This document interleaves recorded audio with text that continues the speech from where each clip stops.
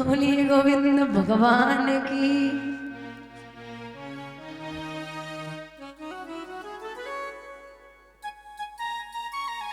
सतगुरुदेव भगवान की।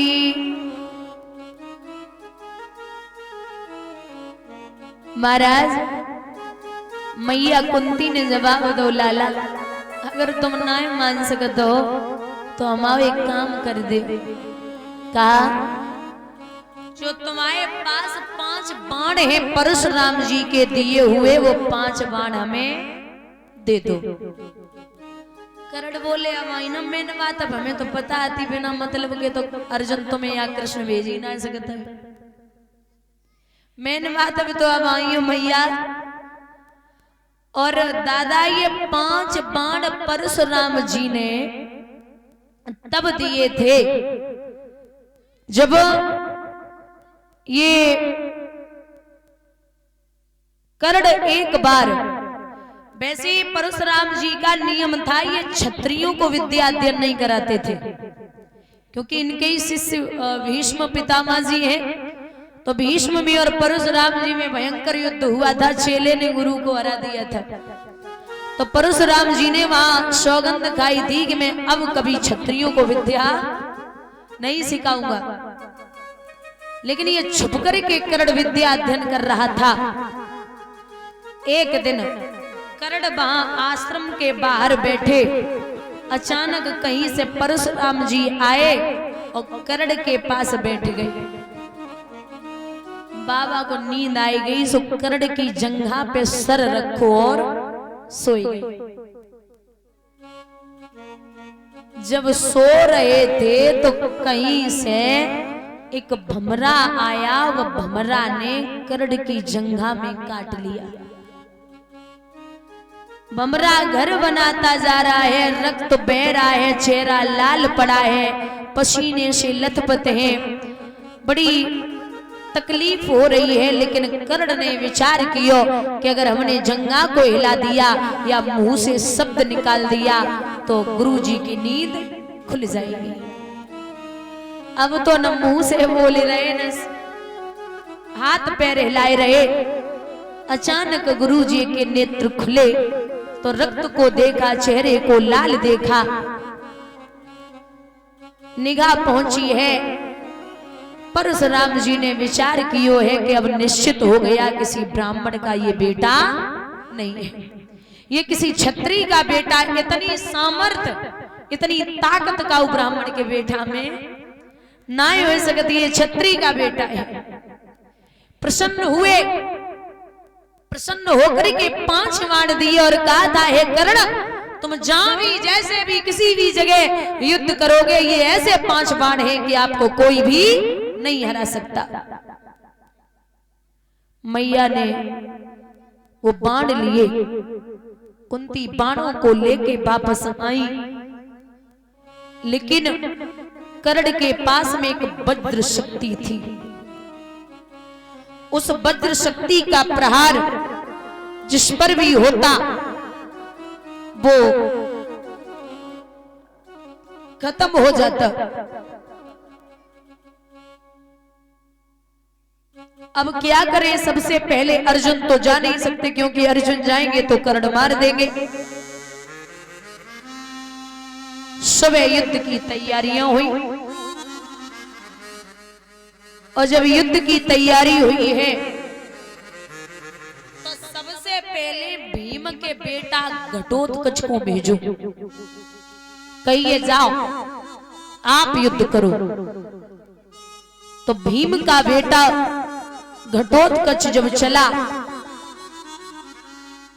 भैया आखिर वो भी भीम का बेटा है, जिधर को घुसता है ना उधर मैदान साफ कर देता है।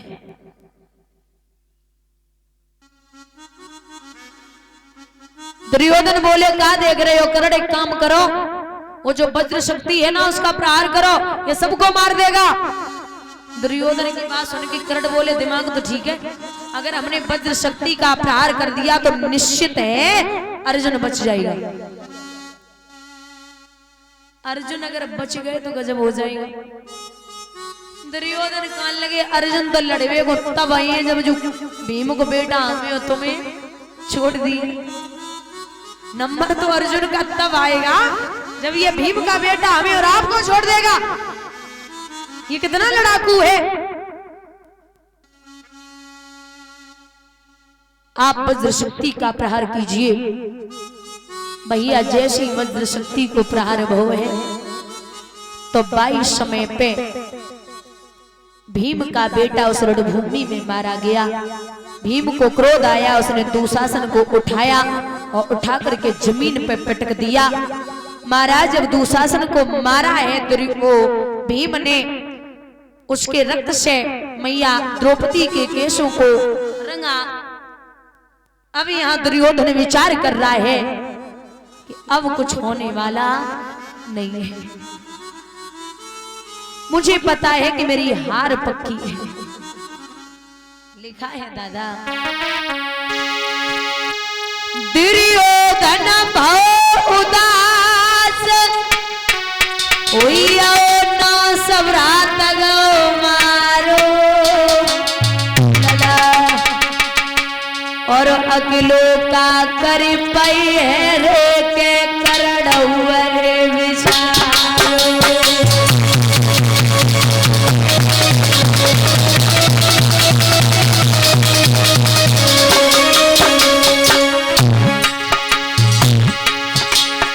अरे प्रातः काल जब समर किया चढ़ो जाड़ो चढ़ो तन जाड़ो चढ़ो तन जाड़ो होने लगो युद्ध हुए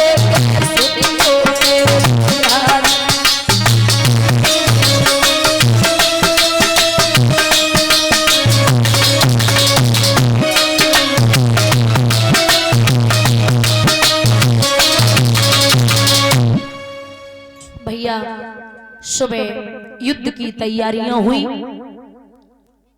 आमने सामने योद्धा खड़े। कर्ण जब अर्जुन के सामने आया